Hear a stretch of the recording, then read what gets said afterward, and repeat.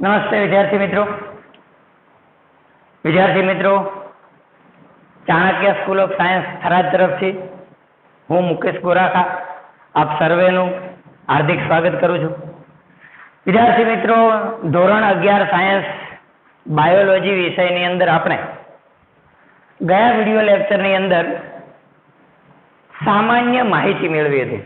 જીવ વિજ્ઞાન એટલે શું, સાયન્સ એટલે શું, તેના વિશે આપણે ગયા વિડીયો લેક્ચરની અંદર વિદ્યાર્થી મિત્રો સામાન્ય માહિતી મેળવી હતી. અને એ સામાન્ય માહિતીના આધારે ઘણા બધા વિદ્યાર્થી મિત્રોના મેસેજ પણ આવ્યા, ફોન કોલ્સ પણ આવ્યા. તો આપણે જે પણ વિદ્યાર્થીઓની ઉત્સુકતા છે એ પ્રમાણે આજે આપણે વિદ્યાર્થી મિત્રો અભ્યાસક્રમની શરૂઆત કરવાની છે ધોરણ 11 ની અંદર.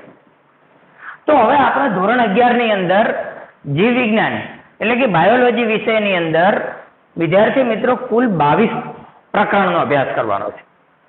ટોટલ આપણે 22 ચેપ્ટર ભણીશું. એટલે કે આ 22 ચેપ્ટરને આપણે 5 યુનિટમાં ડિવાઈડ કરીને ભણીશું. ટોટલ 5 યુનિટ છે. એ 5 યુનિટની અંદર વહેંચી અને આપણે કુલ 22 પ્રકરણનો અભ્યાસ કરવાનો છે. તેની અંદર સૌથી પ્રથમ યુનિટ જે છે એનું પ્રથમ પ્રકરણ આપણે આજે વિદ્યાર્થી મિત્રો શીખવાનું છે. તો સૌથી પહેલા જે પ્રથમ યુનિટ છે યુનિટ 1, આ પ્રથમ યુનિટની અંદર કુલ 4 પ્રકરણ આપણે ભણવાના છે. પ્રથમ યુનિટની અંદર કુલ કેટલા પ્રકરણ ભણવાના છે? 4 પ્રકરણ.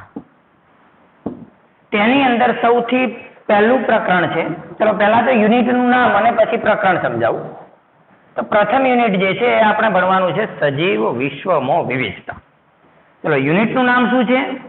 સજીવ વિશ્વમાં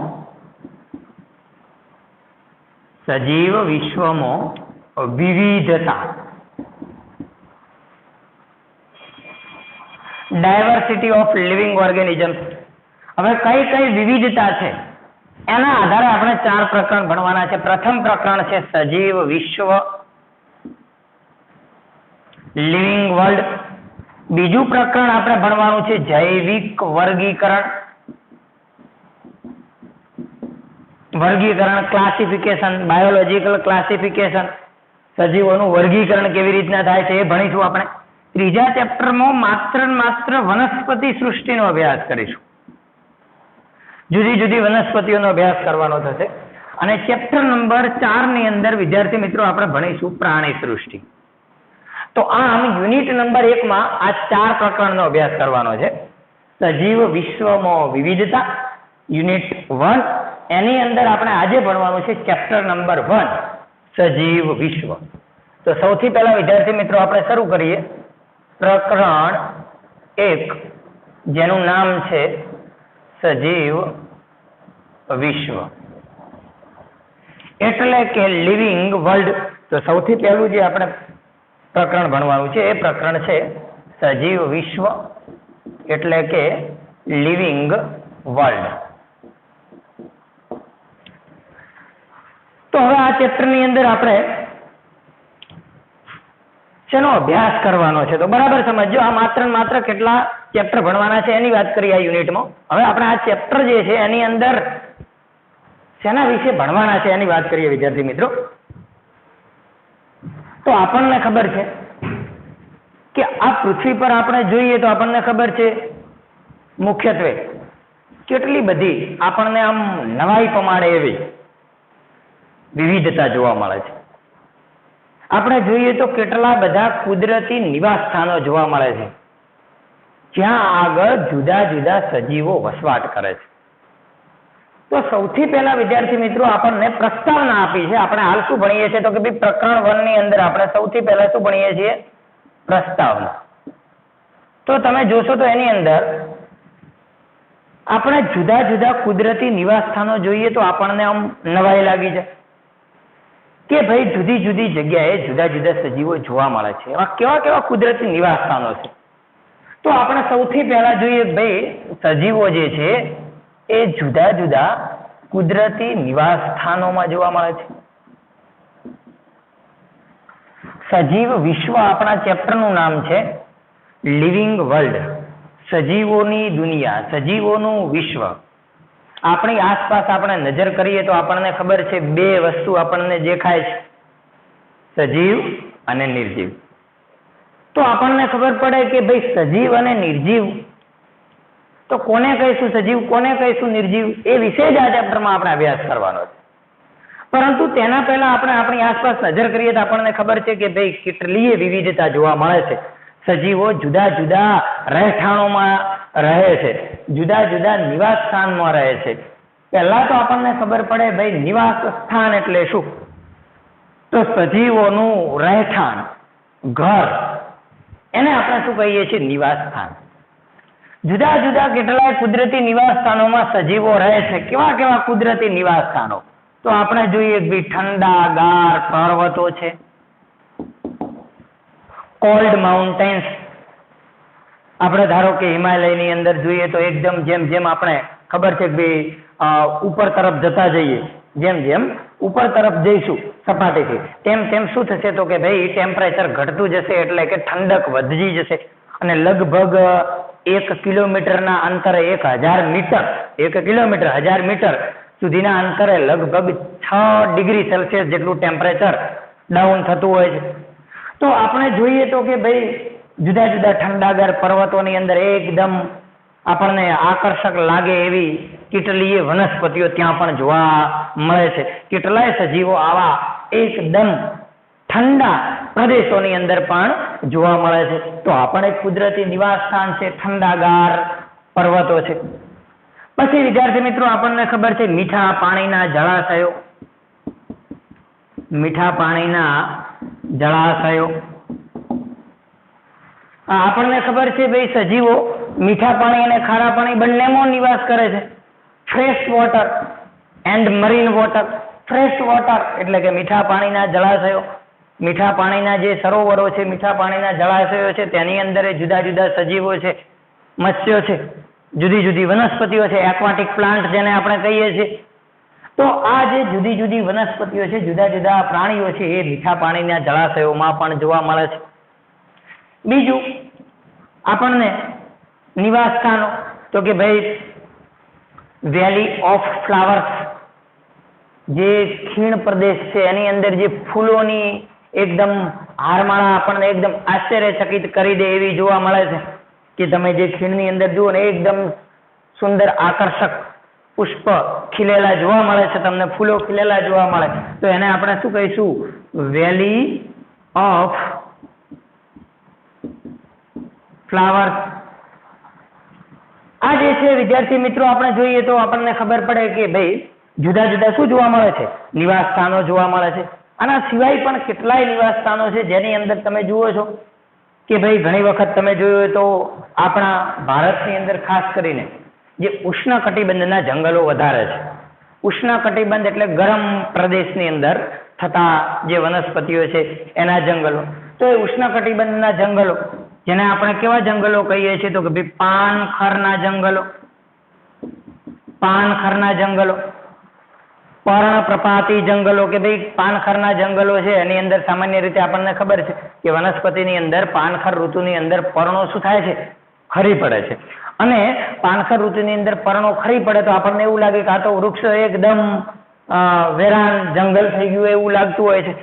પરંતુ વિદ્યાર્થી મિત્રો એના પછી જ્યારે ફરીથી પર્ણો આવે છે એટલે એકદમ આપણને ઠંડક મહેસૂસ થાય એવું અને આશ્ચર્ય પમાડે એવું આખું શું થાય છે તો વાતાવરણ ઊભું થાય છે. તો પાનખરના જંગલો છે, જુદા જુદા મહાસાગરો છે, જુદા જુદા મહાસાગરો છે. આ બધા જે છે આપણે ભણીએ છીએ શું છે વિદ્યાર્થી મિત્રો, તો આ બધા જે છે એ કુદરતી નિવાસ સ્થાનો છે. અને આ કુદરતી નિવાસ સ્થાનો જે છે એની અંદર તમે જુઓ તો તમને ખબર પડશે કે ભાઈ જુદા જુદા સજીવો વસવાટ કરે છે. આના સિવાય કેટલાક નિવાસ સ્થાનો એવા છે મિત્રો કે જેની અંદર આપણને એવું થાય કે ત્યાં પણ શું સજીવો જોવા મળતા હશે જ્યાં આપણે પગ પણ નથી મૂકી શકતા. ઉદાહરણ તરીકે ગરમ પાણીના ઝરા, ગરમ પાણીના ઝરા અથવા તો ગરમ પાણીના ઝરણા. એકદમ ગરમ પાણીના ઝરણા જે છે એની અંદર પણ વિદ્યાર્થી મિત્રો લગભગ 80 થી 100 ડિગ્રી સેલ્સિયસ જેટલું ટેમ્પરેચર હોય ત્યાં પણ કેટલાક બેક્ટેરિયા વસે છે.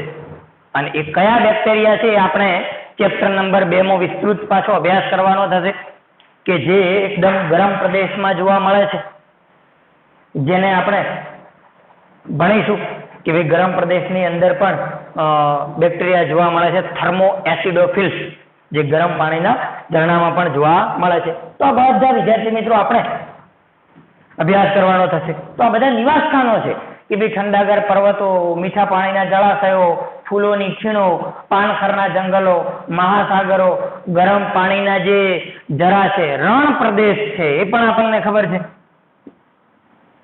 રણ પ્રદેશ, તેની અંદર પણ જુદા જુદા રણની અંદર અનુકૂલન સાધીને રહેતા કે ભાઈ થોર છે, ફાફડા થોર છે, બાવળ બોરડી છે, આ બધા જે છે એ કુદરતી નિવાસ સ્થાનોની વાત કરી. આ નિવાસ સ્થાનોની અંદર તમે બધા સજીવોને અવલોકન કરો તો આપણને એક અવાક કરી નાખે, આપણને બોલતા બંધ કરી નાખે એવી કુદરતી શું છે, તો આપણને ખબર છે કે ભાઈ રમણીય સૌંદર્ય છે. તો આ બધું આપણે શું ભણ્યા? શરૂઆતમાં પ્રસ્તાવના હતી વિદ્યાર્થી મિત્રો. આ પ્રસ્તાવનાની અંદર માત્ર ને માત્ર કુદરતી નિવાસ સ્થાનો વિશેની આપણે માહિતી મેળવી કે આ બધા કુદરતી નિવાસ સ્થાનો છે ને એની અંદર જુદા જુદા સજીવો રહે છે, જે આપણને શું કરી છે તો કે ભાઈ એવા સજીવો છે, એવી એમની વિવિધતા છે કે જે આપણને શું કરી નાખે છે, તો આપણને વિચારતા કરી દે છે, આપણને આશ્ચર્ય પમાડે છે, આપણને નવાઈ પમાડે છે. આવા બધા સજીવો વિદ્યાર્થી મિત્રો જુદા જુદા કુદરતી નિવાસ સ્થાનોની અંદર આપણને જોવા મળે છે. હવે એવા કયા કયા સજીવો છે જે આપણને કુદરતી નિવાસ સ્થાનની અંદર જોવા મળે છે? તો આપણે જોવાનું છે કે ભાઈ સામાન્ય રીતે બરાબર સમજજો કે ભાઈ ઝડપવાન ઘોડો,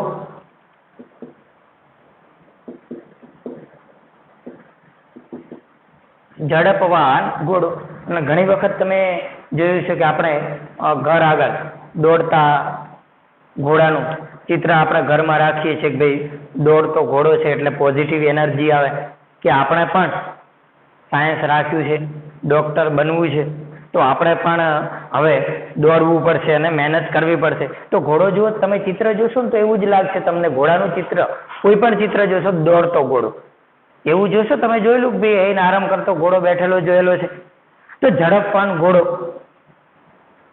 પછી જુદા જુદા હુમલો કરતી શાર્ક માછલી, બરાબર સમજો, હુમલો કરતી શાર્ક માછલી, આ તમે જુઓ ને તો આમ તમને આશ્ચર્ય થઈ જાય કે ભાઈ ખરેખર કેવા કેવા સજીવો જે છે એ કુદરતે ઉત્પન્ન કર્યા છે, અને જેની અંદર આપણને જુદા જુદા સજીવો જોવા મળે છે. પછી સ્થળાંતરિત થતા પક્ષીઓ,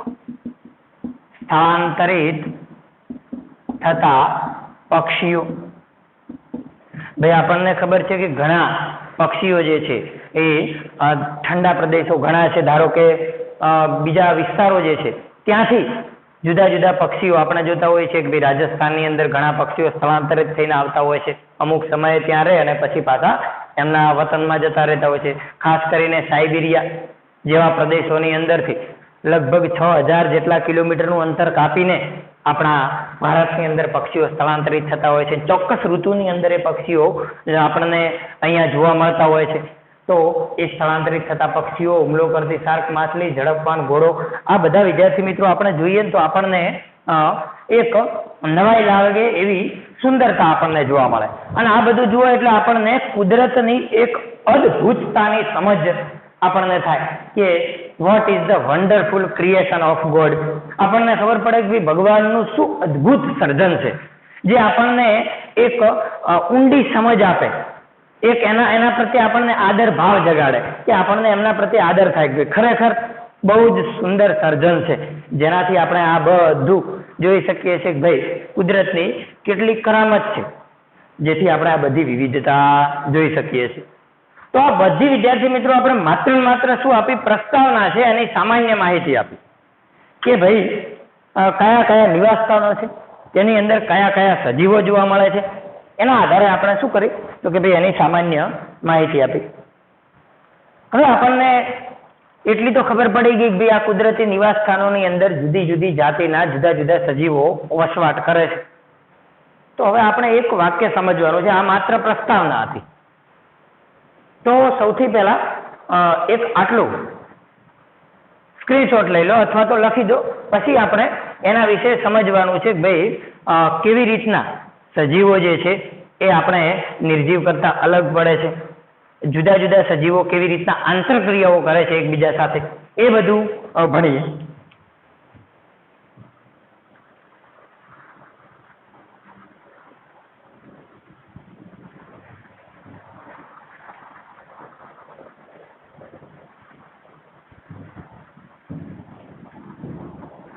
જોજો હજુ પ્રસ્તાવના જ ચાલે છે, બરાબર સમજજો. માત્ર ને માત્ર આપણે સમજણ મેળવીએ છીએ કે સજીવ વિશ્વની અંદર કેવી વિવિધતા જોવા મળે છે.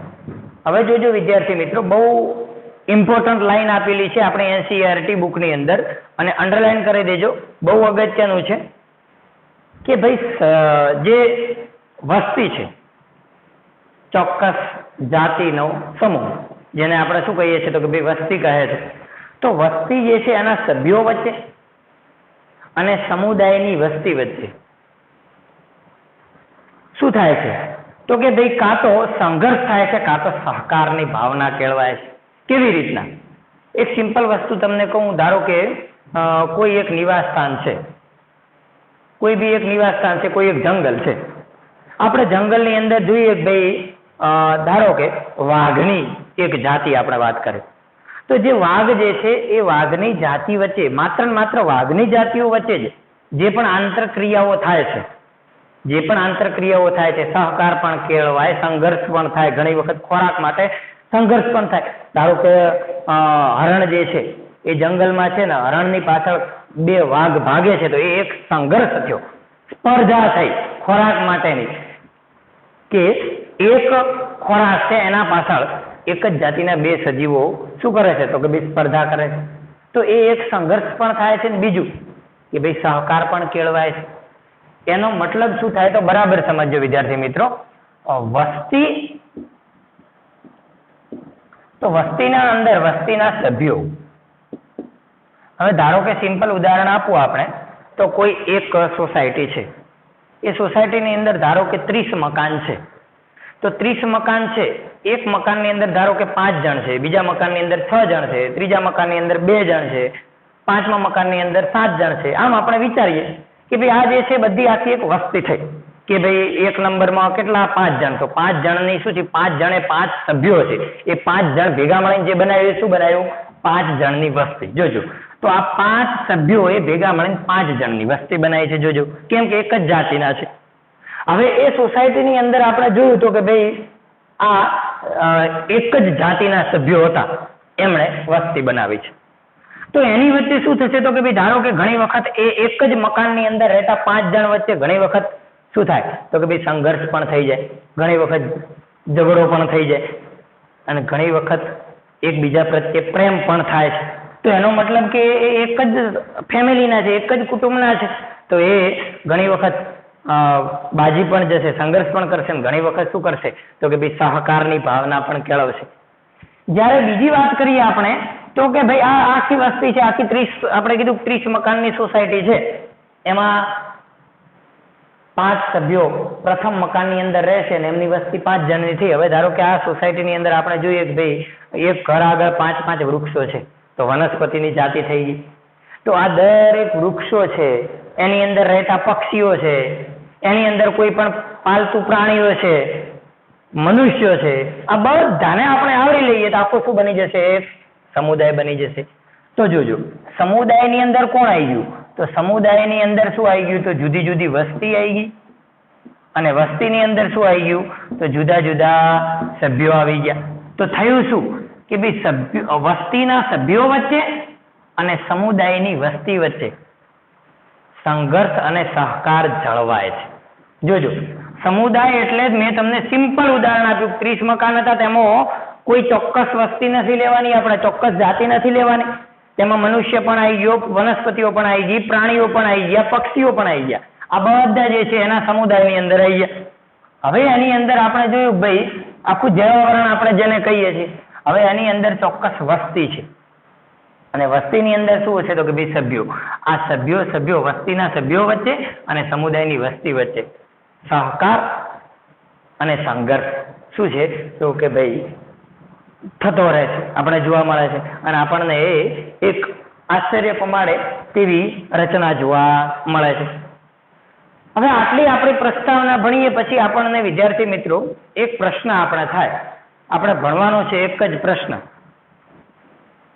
કે ભાઈ સજીવ અથવા તો જીવન શું છે, જીવન શું છે અથવા તો સજીવ શું છે. આ પ્રશ્નનો જવાબ આપણે મેળવવાનો છે.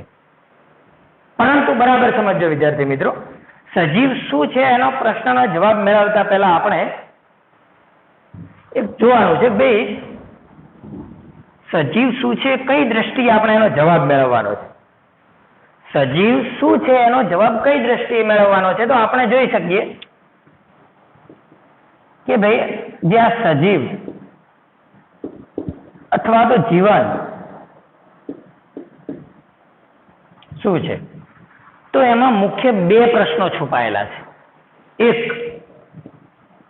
પહેલા નંબરનો પ્રશ્ન એવો છે વિદ્યાર્થી મિત્રો, જે પ્રથમ પ્રશ્ન ભણીશું, અને બીજો આ બે પ્રશ્નો અંદર ગર્ભિત બે પ્રશ્નો છે, બે પ્રશ્નો છુપાયેલા છે. કયા બે પ્રશ્નો? એક, નિર્જીવની વિરુદ્ધમાં સજીવ શું છે, નિર્જીવની વિરુદ્ધમાં સજીવ શું છે, અને બીજો પ્રશ્ન, સજીવનો હેતુ શું છે. જો બરાબર સમજો વિદ્યાર્થી મિત્રો, આપણે સજીવ વિશે આટલી માહિતી મેળવી, પ્રસ્તાવના ભણ્યા છે, તો આપણને આ ચેપ્ટરની અંદર એક પ્રશ્ન આપણે થાય કે ભાઈ સજીવ શું છે, આ જીવન છે શું.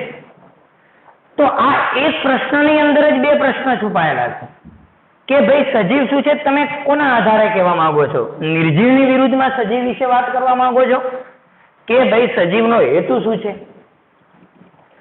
તો વિદ્યાર્થી મિત્રો, આપણે વૈજ્ઞાનિક તરીકે પ્રશ્ન નંબર 1 ને જ જોવાનો પ્રયત્ન કરીશું, એકને જ સમજવાનો પ્રયત્ન કરીશું કે નિર્જીવની વિરુદ્ધમાં સજીવ શું છે, સજીવનો હેતુ શું છે, જીવનનો હેતુ શું છે. એ પ્રશ્નનો જવાબ આપણે વૈજ્ઞાનિક તરીકે મેળવવાનો પ્રયત્ન નહીં કરીએ. કેમ કે આ જે પ્રશ્ન જે છે એ તકનીકી પ્રશ્ન છે, ટેકનિકલી પ્રશ્ન છે. જ્યારે આ પ્રશ્ન જે છે એ તત્વજ્ઞાનનો પ્રશ્ન છે, ફિલોસોફીનો પ્રશ્ન છે. એ આપણે ફિલોસોફર પાસેથી જવાબ માંગવાનો છે, પણ આપણે એનો અભ્યાસ હાલ કરવાનો નથી.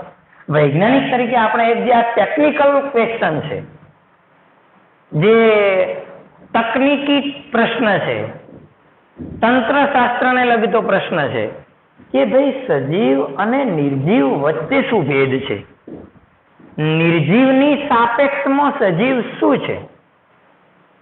આપણે સજીવનો એકલાનો અભ્યાસ શક્ય નથી કે તમે કહી શકો, પણ એકબીજાની સાપેક્ષે કમ્પેરિઝન કરો એટલે ખબર પડે કે ભાઈ આ વસ્તુ સજીવમાં છે જે નિર્જીવમાં નથી, આ વસ્તુ નિર્જીવમાં છે જે સજીવમાં નથી.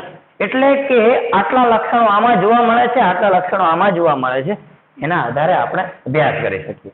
તો બહુ અગત્યનું, જીવન એટલે શું, સજીવ એટલે શું, તો તેના આપણે કેવી રીતના અભ્યાસ કરી શકીએ કે બે પ્રશ્નો છે એનો અભ્યાસ કરવાનો છે. એમાં આપણે માત્ર નિર્જીવની વિરુદ્ધમાં સજીવ શું છે એની માહિતી મેળવવાની છે. હવે સજીવ જે છે એ નિર્જીવની વિરુદ્ધમાં શું છે, એટલે કે નિર્જીવ અને સજીવ વચ્ચે શું તફાવત છે, સજીવની વ્યાખ્યા કેવી રીતના આપણે કરવી.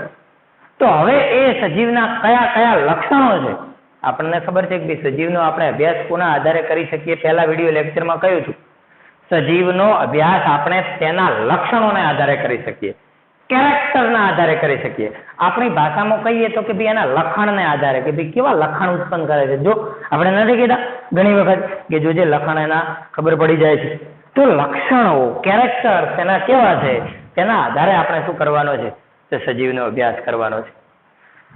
પરંતુ આપણને એક મુદ્દો યાદ રાખજો વિદ્યાર્થી મિત્રો, કે આટલું બધું આપણે ભણ્યા છીએ તો આપણને ખબર છે કે દરેક પણ સજીવ છે, ધારો કે આપણે વાત કરીએ આપણે સજીવ છીએ, તો સજીવ જે છે એની અંદર મૂળભૂત પાયાના ઘટક તરીકે કોણ હોય છે? તો આપણને ખબર છે કે ભાઈ કોષ. પાયાના ઘટક તરીકે કોણ હોય છે? કોષ. હવે આપણું સજીવ જે છે એનો રચનાત્મક અને ક્રિયાત્મક એકમ છે કોષ. ધોરણ 9 ભણીને આવ્યા. તો સૌથી પહેલા આપણને ખબર છે કે ભાઈ કોષ જે છે એ ભેગું મળીને શું બનાવશે? તો પેશી. પેશી ભેગી મળીને શું બનાવશે? અંગ. અંગ ભેગું મળીને અંગતંત્ર, અને અંગતંત્ર ભેગું મળીને શરીર. હવે આ જે કોષ છે, કોષની અંદર શું આવેલું હશે? તો કોષની અંદર જુદી જુદી કોષીય અંગિકાઓ આવેલી હશે. રિબોઝોમ, લાયસોઝોમ, કણાભસૂત્ર, હરિતકણ, આ જુદી જુદી શું આવેલી હશે? કોષીય અંગિકાઓ આવેલી હશે. આ કોષીય અંગિકાઓ શેની બનેલી હશે? તો કોષીય અંગિકાઓ મહાઅણુઓની બનેલી હશે. મહાઅણુઓ શેના બનેલા હશે? તો અણુઓના બનેલા હશે. અને અણુઓ શેના બનેલા હશે? તો પરમાણુઓના બનેલા હશે. જોજો બરાબર સમજવા, માત્ર સામાન્ય માહિતી માટે કહું છું. આપણે એક સ્ટેટમેન્ટ યાદ રાખવાનું છે, સમજવાનું છે, એટલા માટે આ કહું છું કે ભાઈ પરમાણુઓ છે, મુખ્ય પરમાણુઓ ભેગા મળીને શું બનાવશે? અણુ. ધારો કે કાર્બન, હાઇડ્રોજન, ઓક્સિજન પરમાણુ છે. કાર્બનનો પરમાણુ, હાઇડ્રોજનનો પરમાણુ, ઓક્સિજનનો પરમાણુ ભેગા મળીને શું બનાવે? તો કે ભાઈ ધારો કે કાર્બન, હાઇડ્રોજન, ધારો કે કાર્બન અને ઓક્સિજન ભેગા મળીને શું બનાવ્યું? Carbon dioxide. હાઇડ્રોજન, ઓક્સિજન ભેગા મળીને શું બનાવ્યું? H2O, પાણી બનાવ્યું. તો આ શું બન્યા? અણુ બન્યા. હવે કાર્બન ડાયોક્સાઇડ અને પાણી ભેગા મળીને શું બનાવે? તો કે ભાઈ ગ્લુકોઝ બનાવે. વનસ્પતિ પ્રકાશ સંશ્લેષણની ક્રિયાથી ખોરાક બનાવે, ગ્લુકોઝ. તો એ શું થઈ ગયો? તો મહાઅણુ થયો. મતલબ કે ભાઈ કોઈ પણ કોષ છે ને, કોષ એમાં શું આવેલું હશે? તો કોષની અંદર કોની ભરચકતા હશે? ધારો કે આપણે આ સેલ છે, સેલની વાત કરીએ. આ કોષની અંદર જુદી જુદી કોષીય અંગિકાઓ છે. તો આ કોષીય અંગિકામાં શું હશે? મહાઅણુ અને અણુ.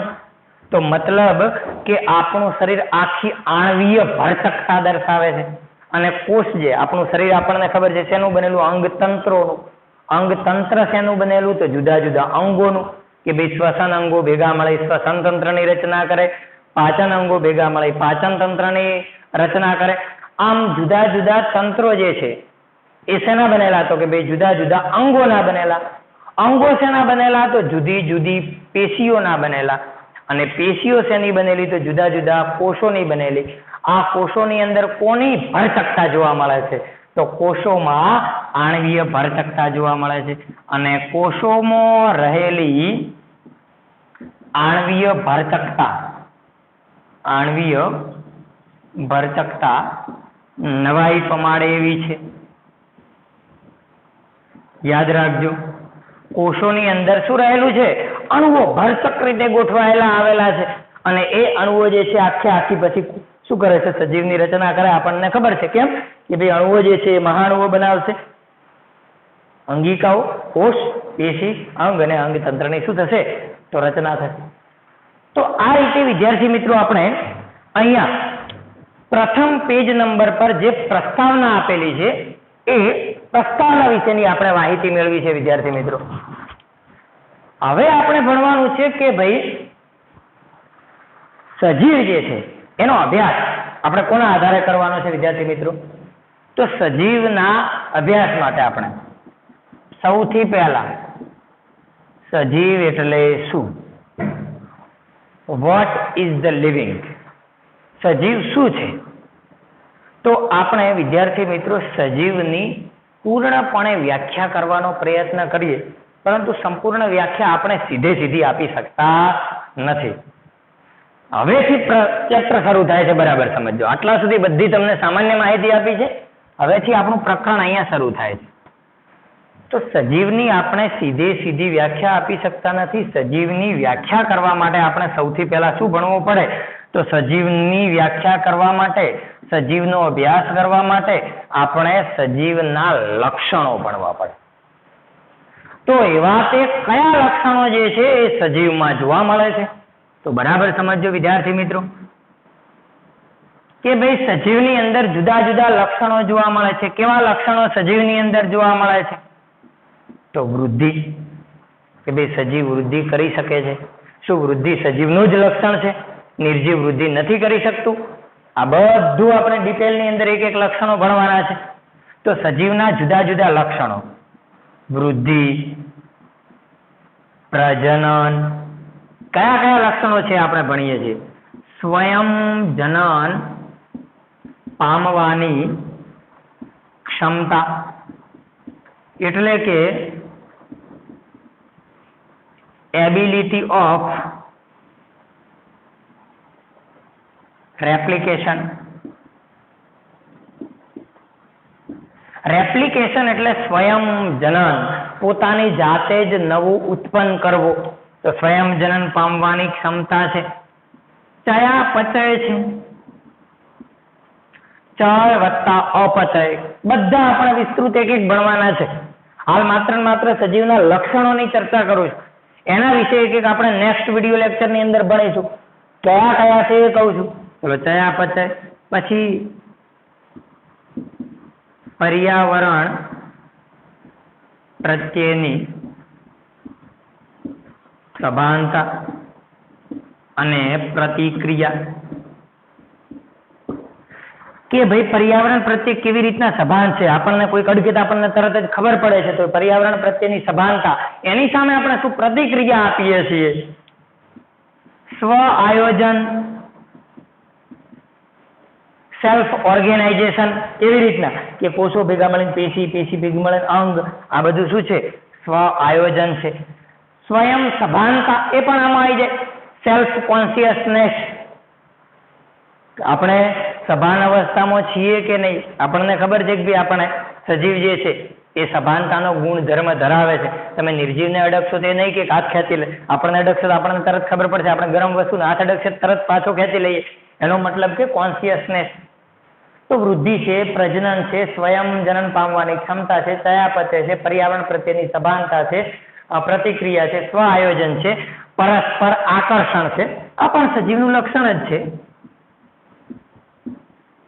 પરસ્પર આકર્ષણ છે. આ જુદા જુદા વિદ્યાર્થી મિત્રો આપણે લક્ષણો જે છે એ આપણને જોવા મળે છે અને આપણે એના પરથી નક્કી કરીએ છીએ કે ભાઈ ખરેખર આ બધા લક્ષણો જે છે એક યુનિક કેરેક્ટર છે, અજોડ લક્ષણો છે. આપણને નવાઈ પ્રમાણે એવા લક્ષણો છે કે જે સજીવમાં જ જોવા મળે છે. તો આ સજીવમાં કેવી રીતના લક્ષણો જોવા મળે છે, આ એક એક લક્ષણ હવે આપણે ભણવાનું છે. એક એક લક્ષણ વિશે આપણે ભણવાનું છે. પ્રકરણની અંદર એક એક લક્ષણ વિશે માહિતી આપેલી છે. તો આજના વિડીયો લેક્ચરની અંદર વિદ્યાર્થી મિત્રો આપણે શેનો અભ્યાસ કર્યો? તો સૌથી પહેલા બરાબર સમજજો. સૌથી પહેલા આપણે પ્રસ્તાવના ભણ્યા. સજીવ વિશ્વ જે છે, લિવિંગ વર્લ્ડ છે, તેની અંદર કયા કયા કુદરતી નિવાસ સ્થાનો છે, કુદરતી નિવાસ સ્થાનોમાં કેવા કેવા સજીવો વસવાટ કરે છે. MCQS માટે યાદ રાખજો વિદ્યાર્થી મિત્રો. એ કયા કયા કુદરતી નિવાસ સ્થાનો છે, કયા કયા સજીવો આ નિવાસ સ્થાનોમાં જોવા મળે છે, એ બધું તમારા વિદ્યાર્થી મિત્રો નોટબુકમાં લખી અને એનો એક ફોટો લઈ અને વોટ્સએપ કરવાનો રહેશે.